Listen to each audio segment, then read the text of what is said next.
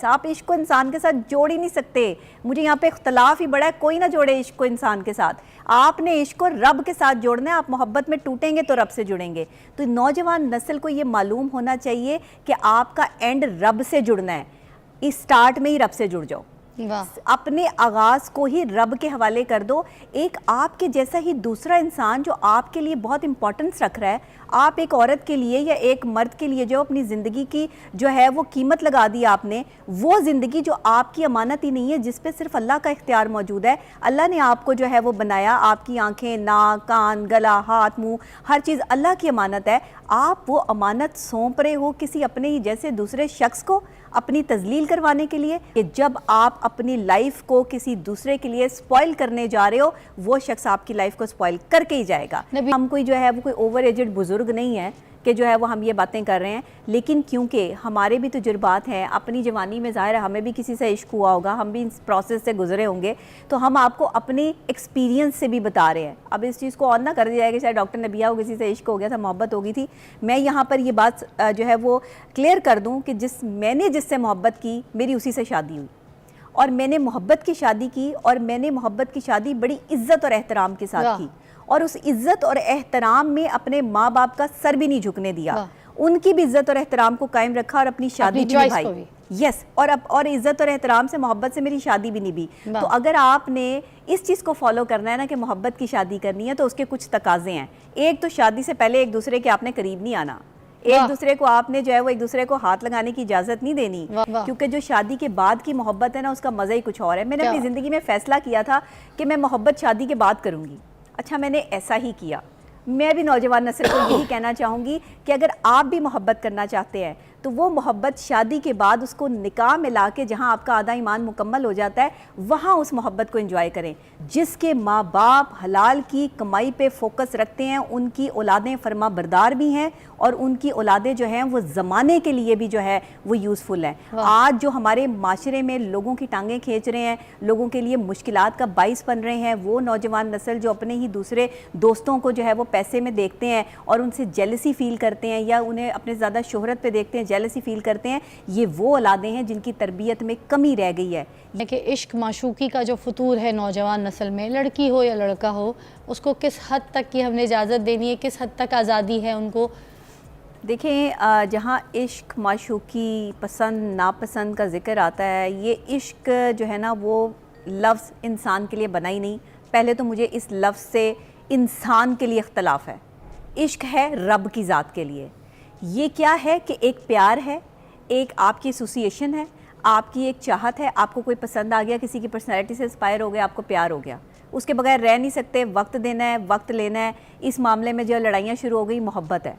پھر یہاں پہ ٹوٹنے کا پروسیس آ گیا, کسی نے دل توڑ دیا, چھوڑ کے چلا گیا, آپ کی عزت نفس کو جو ہے وہ اس نے ٹھیس پہنچائی, بات ختم ہو گئی, عشق جڑ گیا اللہ کی ذات کے ساتھ.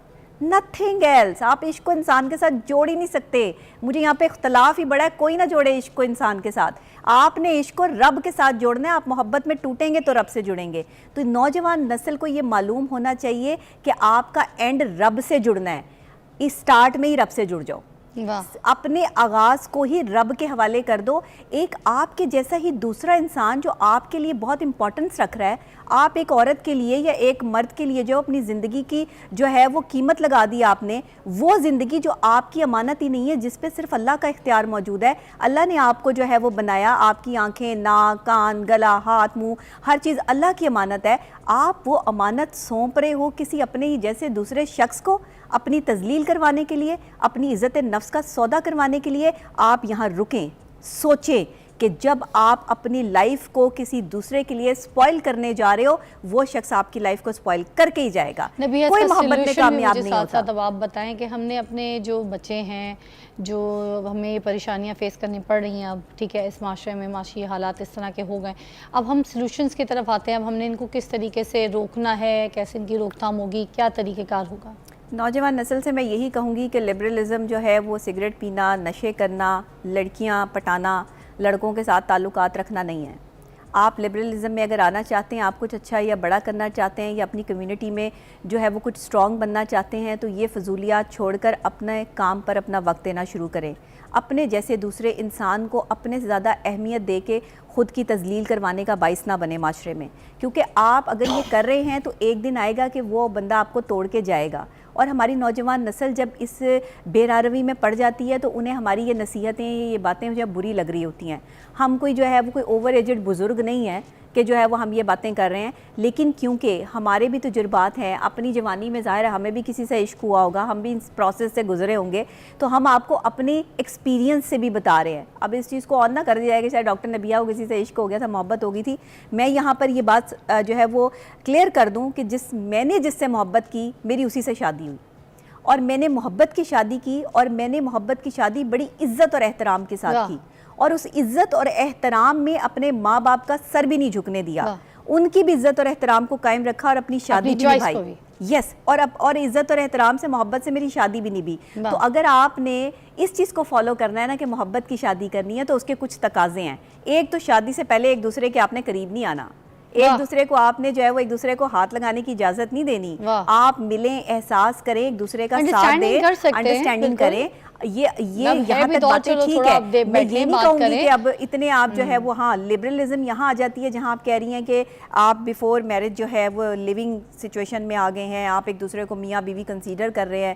قرآن تو کہتا ہے یا اسلام تو کہتا ہے, ہمارے معاشرے میں ہمیں بہت ساری چیزوں سے جو ہے ملتا ہے. بڑے بزرگ کہتے ہیں کہ اگر کوئی ایک دوسرے کو قبول کر لیتا ہے نا, ایک لڑکا اور ایک لڑکی میاں بیوی کے روپ میں, تو وہ بس قبول ہے, وہی ہوتا ہے. یہ جو سائن ہو جاتے ہیں نا, یہ تو آپ کی جو ہے وہ لفظی کارروائیاں, یا آپ یہ سمجھ لیں کہ آپ کے ایک پیپر جو ہے وہ جڑ جاتا ہے کہ آپ دونوں میاں بیوی ہیں, آپ کے پاس ایک اتھینٹک جو سرٹیفکیٹ آ جاتا ہے. اتھینٹک سرٹیفکیٹ سے بھی زیادہ دلوں کا رشتہ جڑنا ضروری ہوتا ہے. تو اگر دل جڑے ہوئے ہیں تو آپ شادی کر سکتے ہیں اپنی پسند سے, لیکن شادی سے پہلے, شادی کے بعد کے معاملات کو جو ہے وہ نہ لے کر آئے, کیونکہ جو شادی کے بعد کی محبت ہے نا, اس کا مزہ ہی کچھ اور ہے. میں نے اپنی زندگی میں فیصلہ کیا تھا کہ میں محبت شادی کے بعد کروں گی. اچھا, میں نے ایسا ہی کیا. میں بھی نوجوان نسل کو یہی کہنا چاہوں گی کہ اگر آپ بھی محبت کرنا چاہتے ہیں تو وہ محبت شادی کے بعد اس کو نکاح میں لا کے, جہاں آپ کا آدھا ایمان مکمل ہو جاتا ہے, وہاں اس محبت کو انجوائے کریں. جو لوگ شادی سے پہلے محبت کو انجوائے کر لیتے ہیں, وہ محبت کا جو چام ہے نا وہ ختم ہو جاتا ہے, اور آپ اکیلے رہ جاتے ہیں, تنہا رہ جاتے ہیں. تو نوجوان نسل محبت ضرور کرو, میں نہیں کہتی کہ نہ کرو, لیکن ایسے شخص سے کرو جو خاندانی ہے, جو آپ کی عزت کرنا چاہتا ہے. پہلے ساری باتیں اگر موبائل فونوں پہ کر لی نہیں کرنی, اور اگر ملاقاتوں میں ہو گئی تو پھر موبائل فون پہ تو وہ مزہ نہیں آئے گا. جو آپ کو زیادہ پسند ہے نا, اس کو زیادہ ٹائم نہ دیں. سچویشن میں آئے گا جب رشتہ قائم ہوگا, اعلان ہوگا. ہاں, جس سے زیادہ محبت ہے اس کو ٹائم نہ دیں. اب آپ ویسے نہیں رہے, اب آپ اسی لیے کہا جاتا, کیونکہ ویسے اب ختم ہو گئی ہیں باتیں ساری. لیکن سارا چاہو میں آپ سے ایک اور پہلو پہ بات کروں گی. یہ جو بچے ہیں, آزادی کی ہم کیونکہ بات کریں, خود مختاری کی بات کریں, انڈیپینڈنٹ ہو جاتے ہیں, نہیں بھی ہوتے کچھ. تو جو سچویشن یہ ہے کہ بچے باپ کا بزنس جو ہے وہ نہیں سنبھالتے. باپ نے بڑی محنت کی ہوتی ہے, بھلے میں کہتی ہوں پرچون کی دکان ہے, اس کی کتابوں کی دکان ہے, یا کوئی اس نے چھوٹا کوئی آفس بنایا ہوا ہے, کوئی لائٹ کا بزنس ہے, بلب کا بزنس ہے, کچھ بھی ہے, ٹھیک ہے. تو بچے یہ کہتے ہیں ہم تو کچھ اور کرنا چاہتے ہیں, ہم یہ نہیں سنبھالنا چاہتے. اب باپ یہ کہتا ہے کہ میرا سامان, میرا کام, میرا بزنس نے آگے لے کے چلنا ہے, مگر یہ کہتا ہے میرا انٹرسٹ کوئی نہیں ہے, میں ادھر نہیں بیٹھوں گا. اچھا, اب باپ یہ کہتا ہے کہ تمہاری جو ابھی عمر ہو گئی ہے 25 سال 20 سال, میں تو 16 سال کی عمر سے کام کر رہا ہوں, 18 سال کی عمر سے کام کر رہا ہوں, میں تو روٹی کما رہا ہوں, پورے گھر والوں کو پال رہا ہوں, سب کو میں نے اسٹیبلش کیا ہوا ہے, ٹھیک ہے, میں کام کر رہا ہوں, ابھی تک تمہاری فیس دے رہا ہوں, 20 سال کے 22 سال کے ہو گئے ہو, نکلو باہر آؤ, کام کرو گھر پہ, یہ گھر سے باہر نکل کے آفس دیکھو میرا, پارٹ ٹائم یہ کام کرو, یہ آفس سنبھالو. تو کہتے ہیں میرا انٹرسٹ ہی کوئی نہیں, میں نے کچھ اور کرنا ہے پڑھ پڑھ کے. وہ کہتا ہے اب باپ کہتا ہے میں فیسیں پے کر کر کے پاگل ہو گیا ہوں, کام کرو کچھ. وہ کہتا ہے میں نے نہیں کرنا. تو بچے ایسے تو فارغ نکمے بیٹھے ہوئے گھر پہ, ڈیمانڈیں کر رہے ہیں باپ کو, اور وہ روٹیاں توڑ رہے ہیں. ایسے بچوں کے لیے یہ وہ دور نا اب رہ نہیں گیا ہوا کہ میں کہوں کہ بچے پڑھ رہے ہیں اور وہ ان کے پاس کام کرنے کو وقت نہیں ہے. ہیل آف اے ٹائم, بہت کچھ ہے ان کے پاس, آن لائن کام ہے, آن لائن سسٹم ہے, کمائی کرنا چاہیں تو بچے آج کل اپنی فیسیں خود اٹھا سکتے ہیں. تو باپ کا بھی تو بزنس ہے نا, جو باپ نے انہی کے لیے سیٹ اپ کیا, وہ دیکھنے نہیں چاہتے. میں آپ کو بتاؤں, ہر بندہ نا ہر کام کے لیے ہوتا نہیں ہے. اچھا, مطلب سے میں ریڈی لگا سکتا ہوں, چنے کی ریڈی میں بھیج بھی سکتا ہوں, لیکن مجھے یہ نہیں کرنا ہے. ٹھیک, میں نے کچھ اور میں نے کچھ اور کرنا ہے زندگی میں اپنی لائف کے ساتھ، اور میں نے اس کے اوپر کام کیا ٹھیک کہ میں اپنی شناخت بنانا چاہتا ہوں. اگر جو شخص اپنی شناخت بنانے کے لیے، یہ ایک تو ہے نا کہ ان کے پاس آگے راستہ سمجھ ہی نہیں آ رہا جانا کدھر ہے، تو بھائی ایک موقع موجود ہے، اس کو سنبھالیں اور اپنی شناخت کے اوپر کام اگر کریں. بچے کو اگر باپ کہہ دیتا ہے جاؤ جا کے روٹی کماؤ، جو بھی کرنا ہے کرو، تمہاری سے آدھی عمر میں کام کر رہا تھا، تو وہ آگے سے کہتا ہے نہیں سارے باپ کھلاتے ہیں بٹھا کے، سارے باپ پے کرتے ہیں، آپ بھی کریں. اس پہ کیا باپ کرے؟ باپ کی سچویشن کیا کرے؟ باپ نے کام شروع کیا، 8ویں 9ویں فیل تھا، باپ نے کام شروع کر دیا. اس نے چاہا کہ میری اولاد پڑھے، تبھی اس نے یونیورسٹی کی فیسیں دینا شروع کی، ورنہ 8ویں 9ویں وہ بھی کہتا کہ بھئی میں بھی 8ویں 9ویں میں کام پہ آ گیا تھا اور تمہارے لیے تو میں نے دکان بنا دی، چلو بیٹھو. شاید اس امیچورٹی میں وہ بیٹھ بھی جاتا. اب جب آپ نے اس کو یونیورسٹی کی تعلیم دلوائی ہے، اس کو اے آئی کروایا ہے، یا اس کو آپ نے اکنامکس کروایا ہے، کچھ کروایا ہے، وہ کہتا ہے جی میں اپنی شناخت بنانا چاہتا ہوں، میں اپنے لیے کام کرنا چاہتا ہوں. ان چیزوں کو نا اگنور نہیں کیا جا سکتا. ہم جب پیرنٹس کی اور اولاد کے درمیان کی جب ڈیفرنس کی بات کرتے ہیں نا، اس میں سب سے بڑی یہی بات ہوتی ہے کہ والدین بھی اولاد کی ان چیزوں کو سمجھ نہیں سک رہے کہ یہ اس کی بھی کچھ ضرورت ہے.